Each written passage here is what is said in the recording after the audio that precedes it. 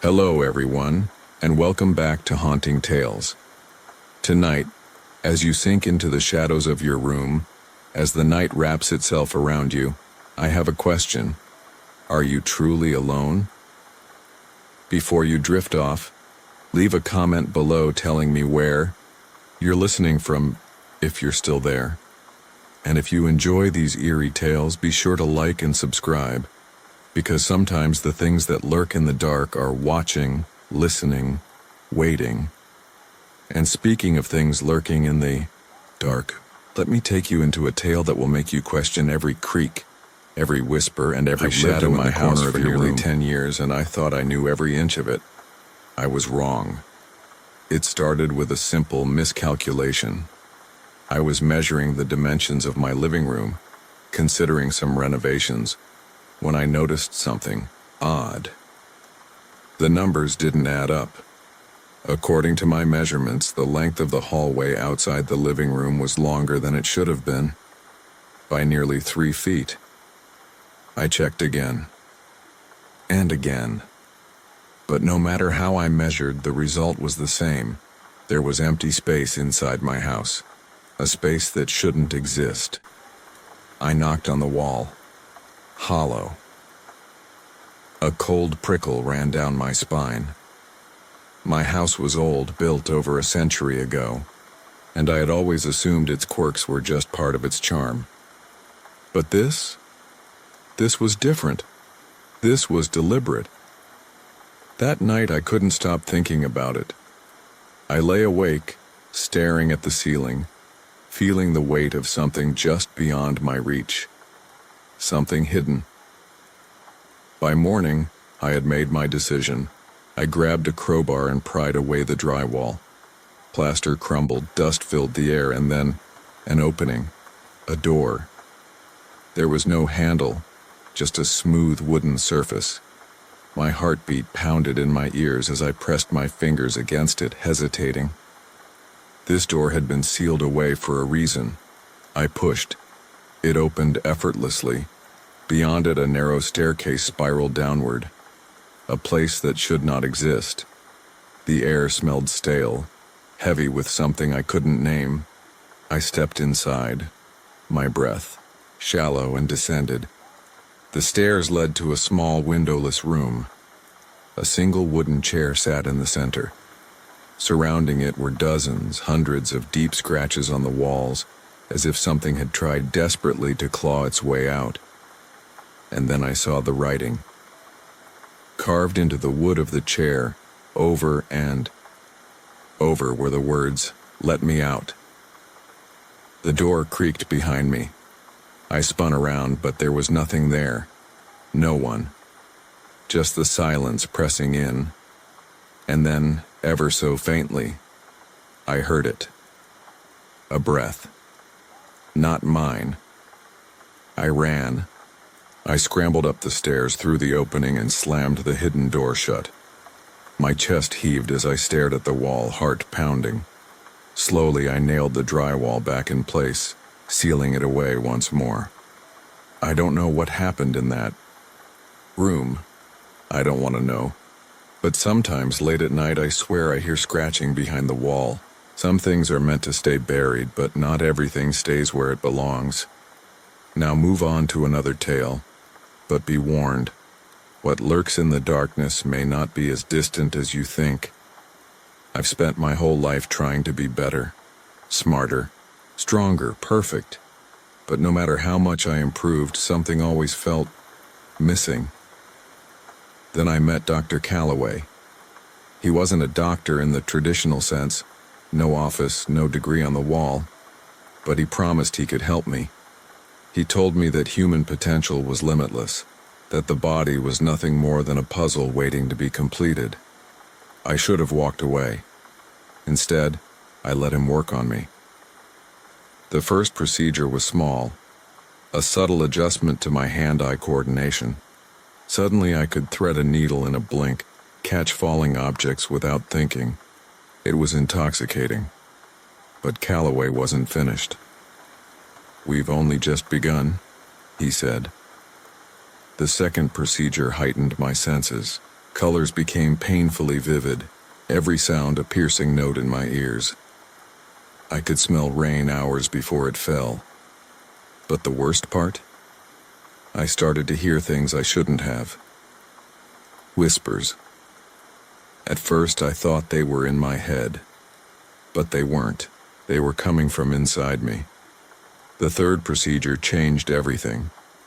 Calloway called it the final touch, a true awakening. I woke up on the table, my skin prickling with a sensation I had no words for. My body felt foreign, as if something had been added, something that didn't belong. Then I saw the stitches. Not from an incision, from something sewn into me. I clawed at my skin, feeling the unnatural ridges beneath my flesh. My fingers trembled as I traced the outlines of something deep inside. Me, something that wasn't mine. "They're a part of you now," Calloway said with a smile. "You're finally whole." But I wasn't whole, I was wrong. I could feel them, the other pieces, memories that weren't mine, thoughts that slithered through my mind like parasites, and the whispers, growing louder, more insistent. "Let us out." I ran. I left Calloway's lab behind, but I couldn't leave behind what he did to me.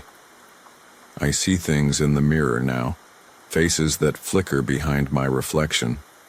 My hands move on their own sometimes, reaching for things I don't want to touch. I was supposed to be perfect, instead I'm something else entirely, and I'm not alone. We all have pieces of ourselves we'd rather not see, but some are meant to stay buried. Now move on to another tale, but be careful. Sometimes, what's waiting in the dark is already inside you. I used to live alone, at least, I thought I did. It started with small things. Objects moved slightly out of place, doors left ajar when I swore I had closed them. At first I chalked it up to forgetfulness, stress. The mind plays tricks, especially in an old house like mine. But then I woke up one night to the sound of footsteps. Soft, measured. Not the creak of an old house settling, but something deliberate. Something moving. I held my breath, my body frozen beneath the blankets. The steps continued, slow and unhurried, moving down the hallway outside my bedroom. My mind screamed at me to get up, to check, but I couldn't. I just lay there, paralyzed, listening as the unseen visitor walked past my door. The next morning I searched every room. The doors were still locked. Nothing was missing. But I couldn't shake the feeling that something had changed. The air felt heavier. The second night I left a glass of water on the kitchen counter before bed. In the morning, it was empty.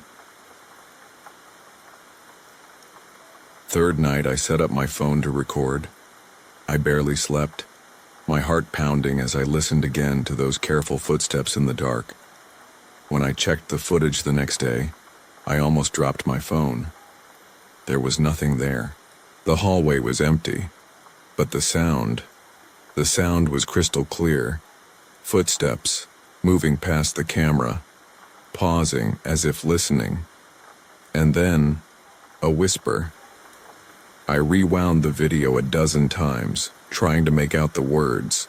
It was faint, distorted, but I finally understood it. "Let me in." I should have left then, packed my bags and never looked back, but something about that whisper. It didn't sound like a threat. It sounded like a plea. That night I left my bedroom door open. I don't know why. Maybe I needed to see. Maybe some part of me had already accepted that I wasn't alone. The footsteps came, steady and patient. But this time they stopped at my door. I turned over slowly, my heart hammering. The room was dark, but I could make out the shape of something standing in the doorway. A figure, tall and thin, with hollow eyes that swallowed the light. I should have screamed, I should have run, but I didn't. I just whispered back, "I see you." The figure didn't move, didn't breathe, and then just as suddenly as it had appeared, it was gone. The next morning, the air felt lighter. The weight that had pressed down on me for weeks had lifted. I still don't know what it was. A spirit? A shadow of something long forgotten? I only know that I acknowledged it, and that seemed to be enough. But every so often I still hear the footsteps. Not inside the house anymore. Now they're just outside my door, waiting. Some things only want to be seen. Others want much more. Now move on to another story, but be careful. Not every presence is content to remain unseen. I've lived in my apartment for 5 years. I know every inch of it, every creaky floorboard, every chipped bit of paint, or at least I thought I did. It was a stormy night when I noticed it.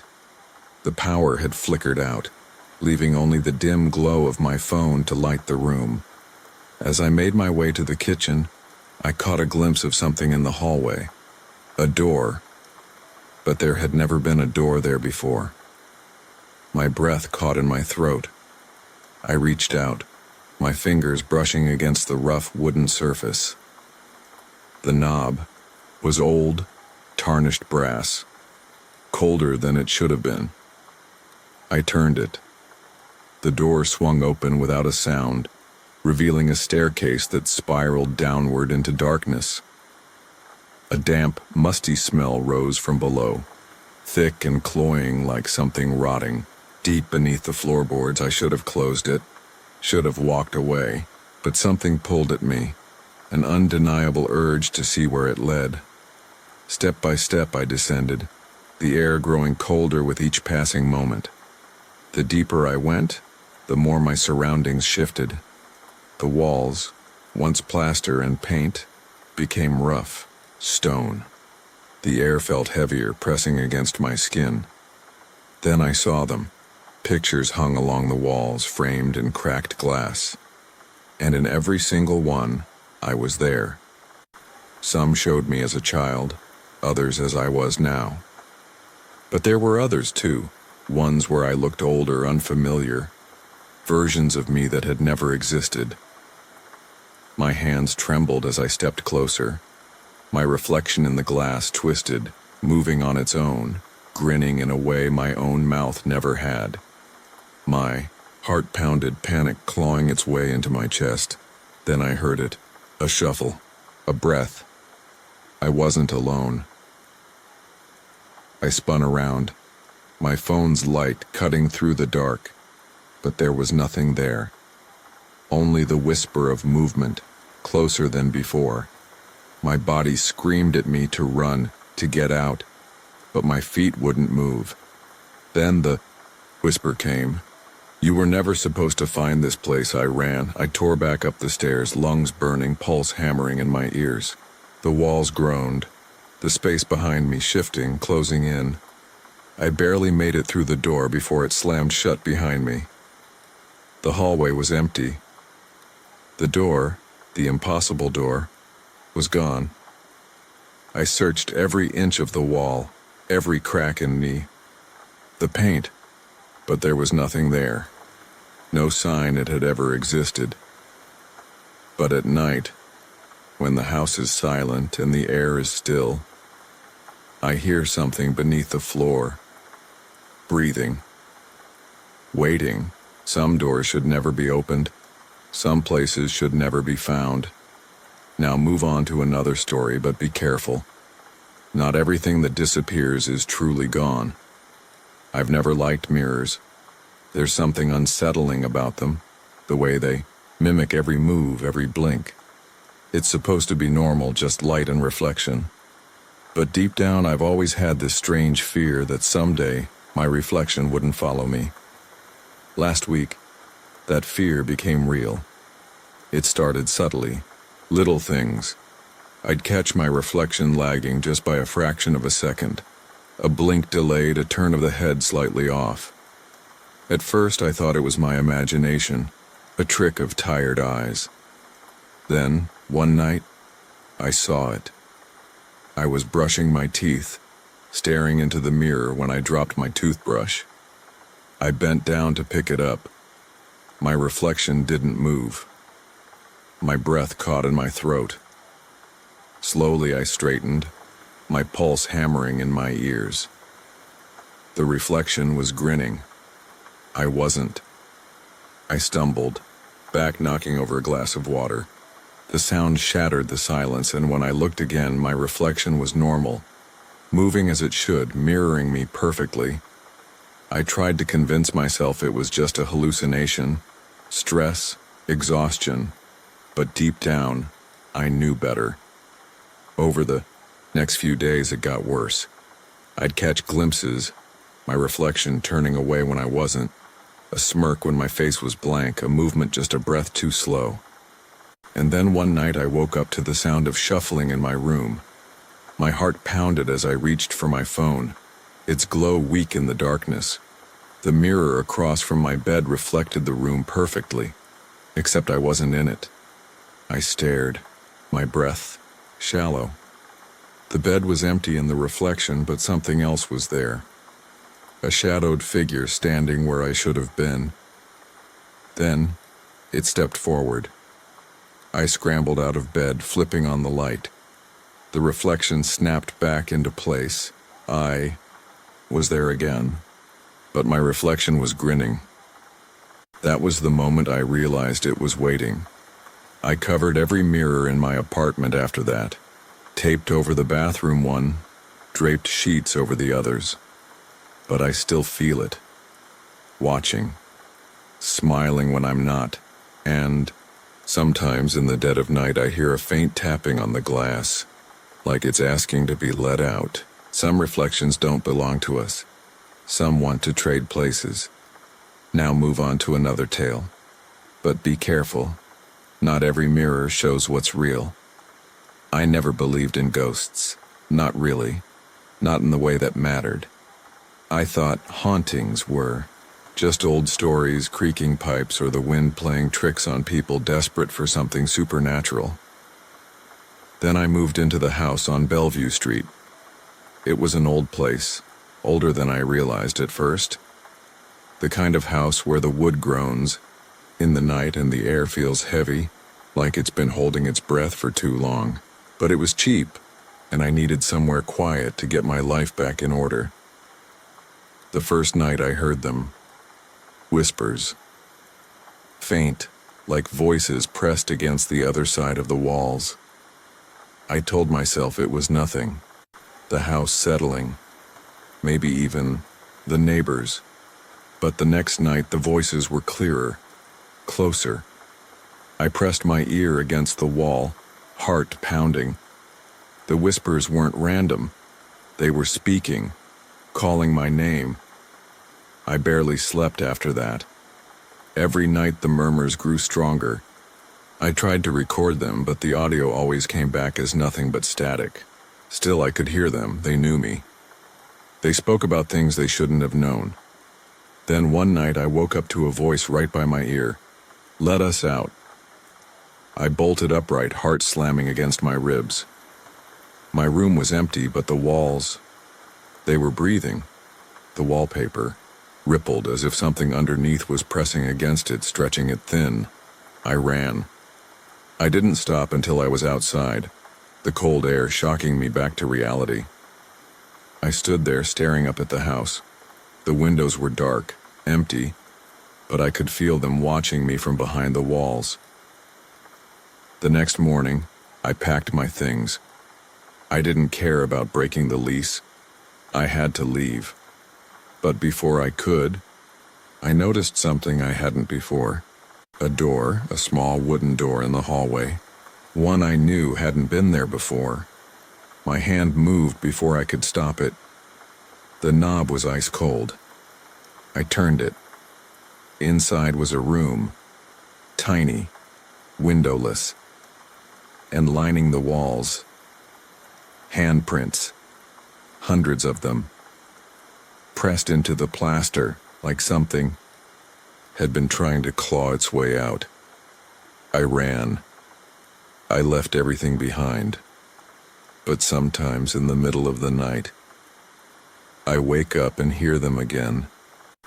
Whispers in the walls, calling my name, waiting for me to come back. Not all voices should be answered. Not all walls keep things out. Now move on to another tale, but listen closely. Something might be listening back. It started with a book, a simple, unmarked, leather-bound thing I found in a dusty corner of an old bookstore. I don't know why I picked it up. Something about it felt heavy, not just in weight but in presence, like it was waiting. The pages were blank at first. I flipped through them over and over, expecting something to appear, but nothing did. I thought maybe it was just an empty journal, so I left it on my desk and forgot about it, until the next morning. When I woke up, the book was open. A single line had appeared on the first page. "You will lose something today." I felt a chill, but I brushed it off as a prank. Maybe the ink had been heat activated or something. Still, I couldn't shake the unease in my stomach as I went about my day. That afternoon, my grandmother passed away.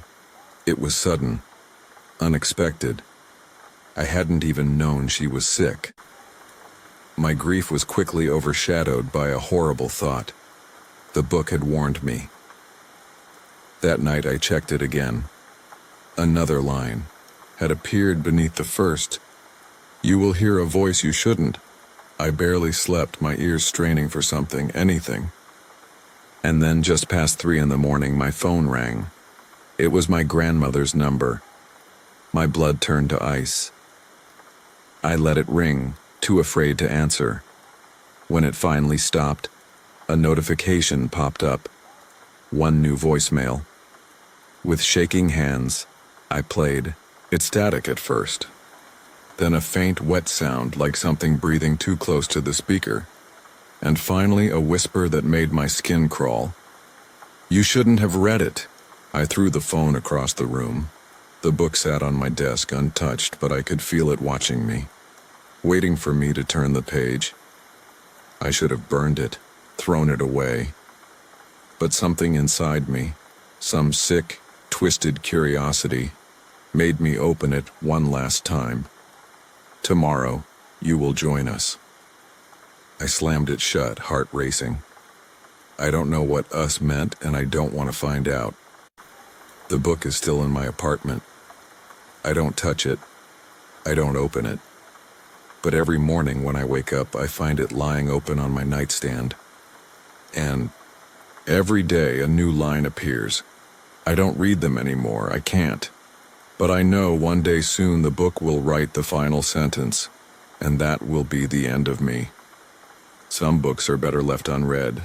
Some fates are already written. Now move on to another tale, but be warned, not all stories stay on the page. The dead don't always stay buried. I learned that the hard way. It started when I moved into my new apartment. It was cheap, too cheap. But I was desperate, and the landlord seemed eager to get someone in fast. No questions asked. I should have asked questions. The first night, I heard it. A faint sound beneath the floorboards. A whisper, barely there, just at the edge of hearing. I told myself it was the pipes or my imagination, but deep down I knew better. The next night the whispering got louder. Words I couldn't quite make out, spoken in a voice that didn't belong in this world. And then, the knocking started. Slow, rhythmic, coming from underneath my bed. I didn't sleep after that. I kept the lights on, my ears straining for any sound. And then just before dawn I saw it, something shifting in the shadows just beyond the reach of the light. I thought about leaving, but it was already too late. The thing in the floor had noticed me. Every night it got worse. The whispers turned to pleading. The knocking turned to scratching. And then one night I woke up to find a message scratched into the wooden floor beneath my bed. "Let me out." I don't know why I did it. Curiosity? Fear? some unseen force guiding my hands? I grabbed a knife and started prying up the floorboards. That's when the screaming started. It came from the hole beneath my bed, a deep, agonized wail that made my blood turn to ice. And in the darkness below I saw them. Hands, dozens of them. They clawed at the edges, reaching, grasping. Their fingers were raw, nails broken from endless scraping, and beneath them, a face, twisted in pain, eyes wide with desperation. I ran.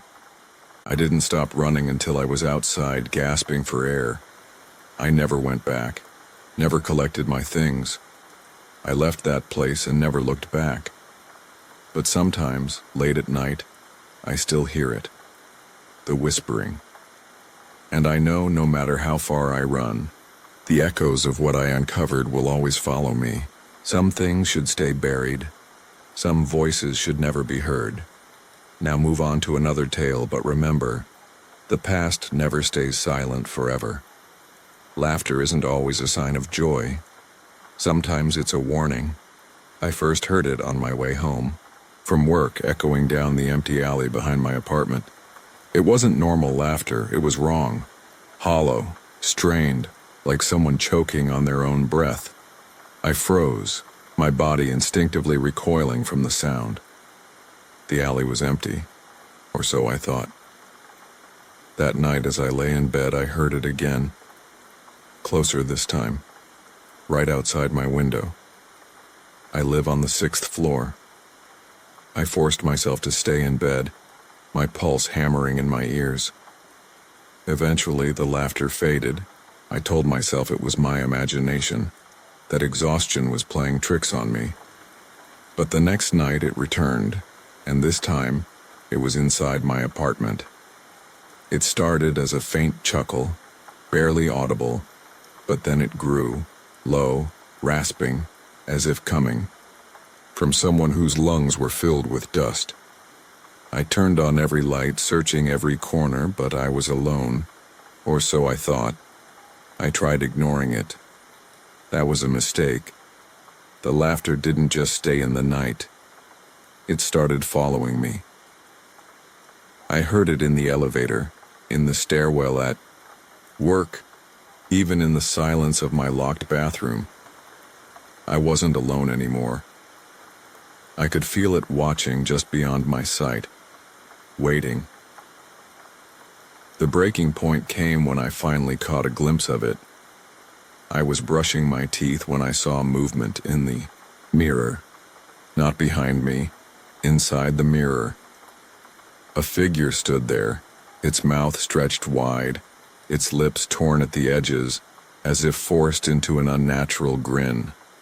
Its eyes were deep, empty pits, and from its gaping mouth came that sound, that horrible, hollow laughter. I didn't move. I couldn't. My reflection stared back at me, frozen in terror, while the thing in the mirror laughed and laughed and laughed. Then it stopped. Its grin widened.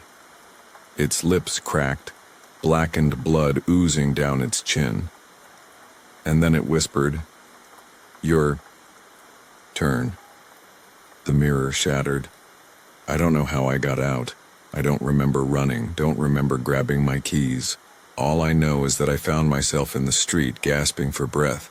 I never went back. I don't use mirrors anymore, but sometimes I hear it. A quiet chuckle, just at the edge of my hearing, waiting for me to listen. And when I do, I know. The laughter isn't done with me yet. Not all smiles are friendly. Not all laughter is innocent. Now move on to another tale, but be warned. Some things find humor in fear. There was something wrong with the camera. I found it at a thrift shop, tucked away on a dusty shelf, an old Polaroid with a cracked leather strap. The moment I picked it up, a strange chill ran through me, but for some reason I couldn't put it down. I bought it, thinking it might make for a cool decoration. That night I decided to test it. I stood in my dimly lit living room, aimed the lens at the mirror and pressed the shutter. The camera clicked, whirred, and spit out a photograph. I waited for the image to develop, expecting to see my own tired reflection staring back at me. But I wasn't alone in the picture. A dark figure loomed behind me, its features blurred as if it had been moving when the shot was taken. My stomach twisted. I spun around, my heart hammering. There was no one there. I told myself it was a defect, a trick of the old lens. But deep down, I didn't believe it. Still, I couldn't stop myself. I took another photo. This time, the figure was closer. I threw the camera into a drawer, trying to shake the unease creeping over me. I barely slept that night, every creak of the floorboard setting me on edge. By morning, curiosity got the better of me. I retrieved the camera, took a deep breath, and snapped another picture. The figure was standing right beside me. I dropped the photo, my fingers trembling. My breath caught in my throat. I felt something breathing against my neck. I didn't turn around. I bolted out of my apartment, leaving the camera and photos behind. I haven't gone back, but I keep receiving pictures. Polaroids slid under my door at night, each one closer, each one clearer, and the last one. It wasn't just of me anymore. It was me, staring in terror at something behind the lens. And in the reflection of my own wide eyes, I saw it. Something watching me. Some things capture more than just moments. Now move on to another tale, but be careful. You never know who or what is looking back. Some places remember. Some places never let go. I didn't expect to inherit anything from my great aunt. I barely knew her. But when the letter arrived, telling me she had left me her house, curiosity got the best of me. The house was old, tucked away in a forgotten part of town, its windows staring like hollow eyes. The moment I stepped inside, I felt it. It wasn't just dust and decay. It was something deeper, a presence. The walls seemed to hum with memories, whispers too faint to make out. Every creaking floorboard felt like a breath held too long. I should have left that first night. I didn't. The dreams started immediately. They weren't mine. They belonged to someone else, someone who had lived, suffered, and died in that house. Faces I didn't recognize, shadows moving in places where no one stood. And always, the sound of footsteps pacing just outside my bedroom door. One night, I woke to the feeling of someone watching me. I turned over, my breath catching in my throat. The closet door was open. I hadn't left it that way. Inside, the darkness pulsed, a shape, barely visible, shifting in the blackness. My skin turned cold. I reached for my phone, the glow of the screen barely cutting through the heavy shadows. Then something laughed. Not a joyful sound. A brittle, hollow sound, like wind rattling through dead branches. I bolted from the bed, running down the hall, slamming the bedroom door behind me. The house groaned as if waking up. I didn't sleep the rest of the night. By morning, I made my decision. I packed a bag, ready to leave and never look back. But the house wouldn't let me go so easily, I reached the front door, my phone buzzed. A notification. A new photo had been saved to my gallery. I hadn't taken any pictures. I swallowed hard, my fingers unsteady as I opened it. It was me, sleeping. And behind me, in the doorway, something grinning in the dark. I left everything behind, the house, the furniture, the memories that weren't mine. But even now I know it's not over, because every now and then, I wake up to find my closet door open, and the laughter, it's getting closer. Some houses keep their memories, some memories refuse to fade. Now move on to another tale, but be warned, not every home is empty when you arrive. Some doors once opened can never be shut. I found the key in an antique shop, buried in a velvet-lined box. The metal was worn, its ornate curves suggesting it once belonged to something important. The shopkeeper told me it had no known lock, no door to call home. I bought it anyway. The moment I touched it, a strange sensation prickled through me like static in the air before a storm. That night I dreamt of a door I had never seen before, tall, wooden, and marked with deep, twisting carvings. The next morning I found it in my house. It stood at the end of the hallway where only a blank wall had been the night before. My breath caught in my throat. This was impossible. I knew every inch of my home. But the key in my pocket felt heavier now, warmer, like it was waiting.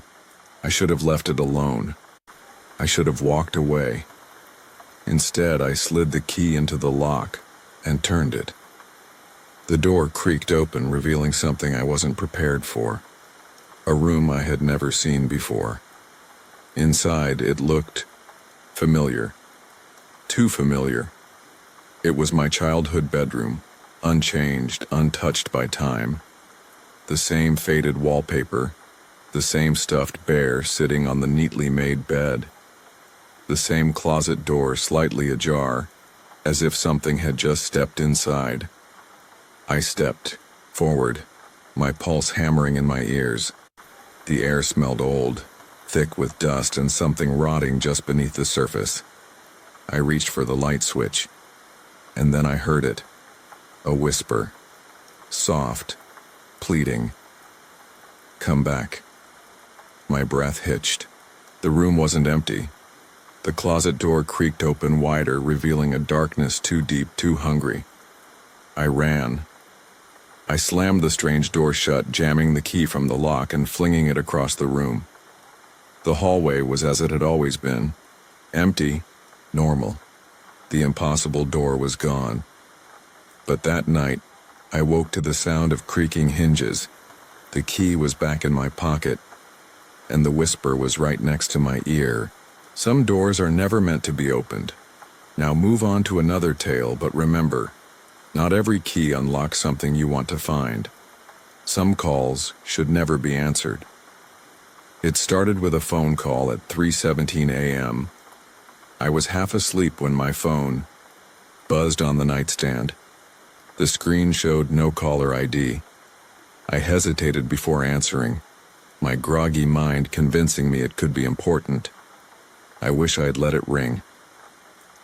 At first, there was silence, then a whisper. You forgot me. My pulse quickened. Who is this? Static crackled through the speaker. The whisper came again, lower, more desperate. You left me. But I didn't leave you. I hung up, my hands cold and clammy. Sleep was impossible after that, my mind racing through every possibility.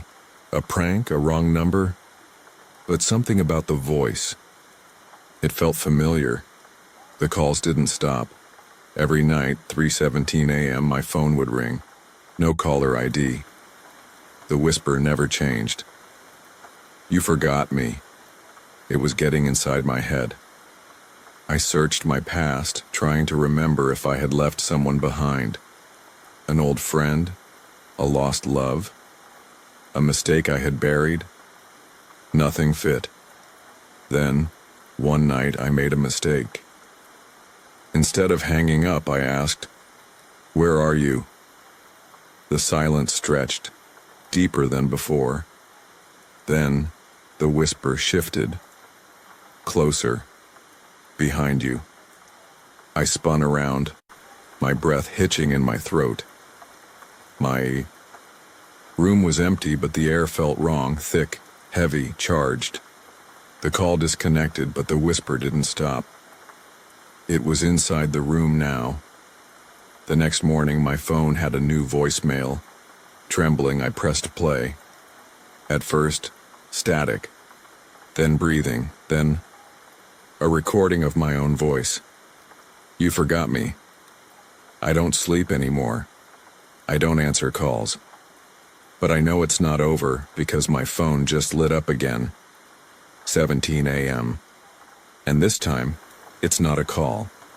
It's a video of me sleeping. Some voices never fade. Now move on to another tale, but be warned, some echoes don't come from the past. They come from something still waiting. Some doors should never be opened. It wasn't there before. I was sure of it. I'd lived in my apartment for 3 years. I knew every inch of it, every crack in the walls, every creaky floorboard. So when I saw the door at the end of my hallway, I felt a chill crawl up my spine. Because it hadn't been there yesterday. It was plain. No number, no peephole, just a dull metal handle. My fingers twitched with the need to touch it, but something in my gut screamed no. That night I dreamed of it. In my sleep I saw myself standing before the door, my hand slowly reaching out, the air thick and wrong. I heard whispers on the other side, voices speaking in tongues I didn't understand. The handle turned, the door creaked open. I woke up gasping. The room was dark, but something was off. My ears strained against the silence, and then I heard it, breathing. Not mine. It was coming from the hallway.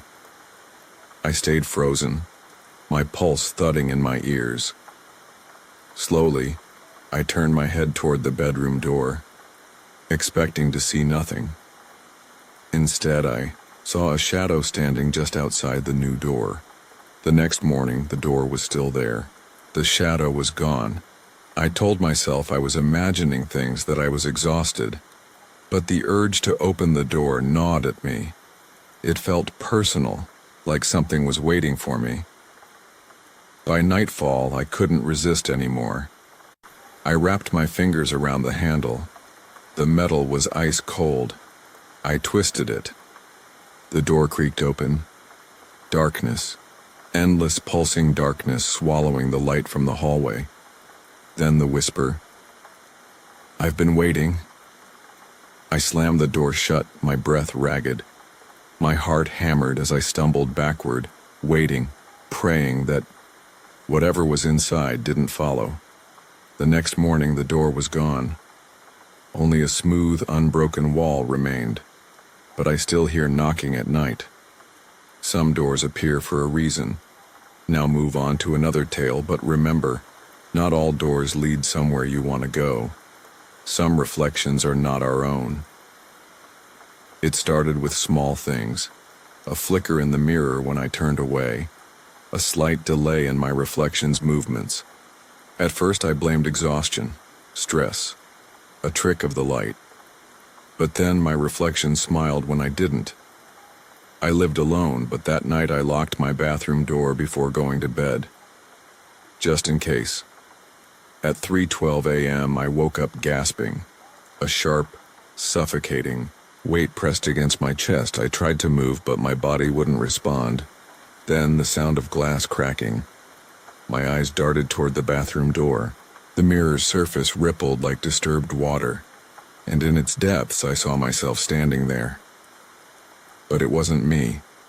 The other me was watching. My reflection lifted its hand, pressing its palm against the glass. A hairline fracture split across the mirror. I forced my limbs to move. As soon as I could breathe again, I grabbed the nearest object, a heavy book, and hurled it at the mirror. The glass shattered, spraying the floor in sharp, glittering shards. For a moment, silence. Then, a whisper from the broken frame. That won't stop me. The next morning, I covered the remains of the mirror with a sheet. I refused to look at my own reflection, using my phone's camera to check my face instead.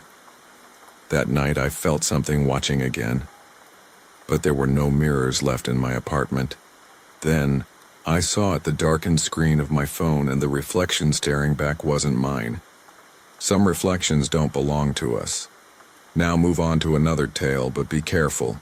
Something might be watching you too. Some places exist only when they want to be found. I was driving home late one night when I saw it. A house at the end of a street I'd never noticed before. That didn't make sense. I'd lived in this town my whole life. I knew every street, every shortcut. But there it was. A dark, looming Victorian with rotting shutters and a single flickering light in the upstairs window. Something inside me whispered, "Keep driving." But I didn't. I pulled over, stepping onto the cracked sidewalk. The air around the house felt different, thicker. The front door stood slightly ajar, revealing nothing but darkness beyond. I shouldn't have gone inside. The moment I stepped through the threshold, the silence pressed in. The air smelled stale, like dust, and something rotten, just beneath the surface. The walls were lined with pictures, their faces blurred, as if someone had smudged them out with dirty fingers. Then, I heard it. A whisper from upstairs. It wasn't words, just a low, breathy sound, rising and falling, like something trying to remember how to speak. I turned to leave. The front door was gone. I spun in a panic. The house had changed. The walls stretched higher. The ceiling loomed like a cavern. Shadows swirled in the corners, moving when I wasn't looking. A floorboard creaked above me. Then another. Something was coming down the stairs. I ran. My hands scrambled against the wall, searching for anything. A handle, a window, a crack to break through. The whisper grew louder, turning into something wet and eager. Then I saw it. A single door at the end of the hallway. It hadn't been there before, but I didn't care. I bolted toward it, shoving it open, and I was outside, back on the street. The house was gone. Only an empty lot remained, overgrown with weeds. I don't drive that way anymore, but sometimes when I close my eyes I still hear the whisper, waiting. Some places disappear, but they never really leave. Now move on to another tale, but be careful. The road you take may lead somewhere that wasn't there before. Some roads don't take you where you want to go. They take you where they want. Was hiking alone when I found the path. It was a crisp autumn afternoon, the kind where the air smelled like dying leaves and distant rain. I had taken my usual route through the woods, but somehow I had ended up somewhere wrong. The trees here were taller, their trunks gnarled and twisted like arthritic fingers. The path before me was narrow and winding, vanishing into the dense fog that clung to the ground. I didn't remember seeing this trail before, but something about it pulled at me. I stepped forward. My boots crunched over brittle leaves, and the world around me fell eerily silent. No birds, no rustling branches. Just my own breathing, and the faintest sound of whispering. I turned sharply. No one was there. The deeper I went, the more the landscape changed. The trees leaned inward, their branches knitting together like a cage. The air grew thick, damp, heavy in my lungs. I tried to turn back, but the path behind me was gone. Only more trees, more fog, more whispering. Panic clawed at my chest. I walked faster, then jogged, then ran. The path twisted, coiling in ways that didn't make sense. My heartbeat pounded in my ears. Then, suddenly, I saw myself. Just ahead, standing in the fog, was me. Same clothes, same backpack, same wide, terrified eyes staring back. My double opened its mouth, but no sound came out, only a soft, wet gurgle, like something drowning. Screamed and turned to run. My feet barely hit the ground as I sprinted, lungs burning, vision blurring. And then, I was back at the entrance of the trail. I whipped around. The path was gone, just a wall of trees, silent and still. I never found that trail again. But sometimes when I walk alone, I catch glimpses of something that looks just like me, watching from the trees. Some paths don't lead where they should. Now move on to another tale, but be careful. If you take a wrong turn, you may never come back. Some things see us even when we don't see them. I first noticed the eyes when I moved into my new apartment. It wasn't anything obvious, just the faint nagging sensation of being watched. At first I blamed the large windows. The city was full of prying eyes, wasn't it? But the feeling never left even when the blinds were shut. Especially when the blinds were shut. One night, I woke up gasping. My room was dark, but something felt wrong. Then I saw them, pairs of eyes glinting from the shadows. They hovered in the air, staring, unblinking. No bodies, no faces, just the eyes. I couldn't move. My breath hitched as the darkness around me shifted. The eyes drew closer, circling my bed, watching from the corners of the room, and then one blinked. The paralysis broke. I lurched for the light switch, slamming it on. Nothing. The room was empty. I barely slept that night, and in the morning I convinced myself it had been a dream. Sleep paralysis, maybe. But the feeling of being watched only grew worse. I started catching glimpses of movement in my peripheral vision. Just a flicker, just a shadow, but always there. Then, one evening, I turned off the bathroom light and faced the mirror, and the eyes were still there. Dozens of them, floating just behind me, staring. I spun around. Nothing. I left that apartment the next day, breaking my lease without explanation. I didn't care. I just needed to be gone. But sometimes, even now when I turn off the lights, I see something blink in the darkness. Some things never stop watching. Now move on to another tale, but be careful. Something might be watching you too. Not all voices fade when a person dies. Some linger, waiting to be heard. I learned this the night I stayed at my grandmother's house for the last time. She had passed a week prior, leaving the house empty except for the memories woven into its walls.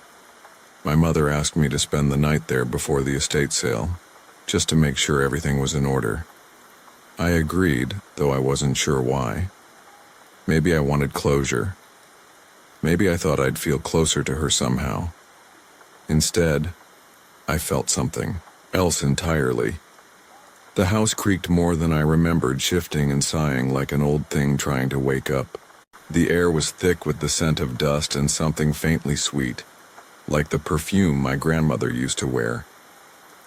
I sat in the living room, flipping through old photo albums, when I heard it. A whisper. Soft. Almost too soft to be real. I froze, listening. Nothing. Just the house settling, I told myself. Then it came again. My name. It was her voice. I stood, my pulse hammering, and called out, "Grandma?" No response. Just silent stretching, pulling tight around me. I told myself I was imagining things. The house was old. It creaked. The wind howled through the pipes. But the feeling in my gut said otherwise. It felt expectant, like something was waiting. I moved through the house, each step feeling heavier than the last. In the dim hallway, I saw that her bedroom door was open. I hadn't left it that way. Inside, the room was still, untouched. The bed neatly made, the rocking chair by the window swaying ever so slightly, though the air was completely still. And then, right behind me, so close I felt the breath on my neck, a whisper. "Don't go." I spun, heart slamming against my ribs. No one was there. But the mirror across the room held a reflection that wasn't mine. I left that night and never went back. The house was sold. The new owners never mentioned anything unusual. But sometimes when I dream, I find myself standing in that room again, staring into that mirror, and I hear her whispering, still waiting to be heard.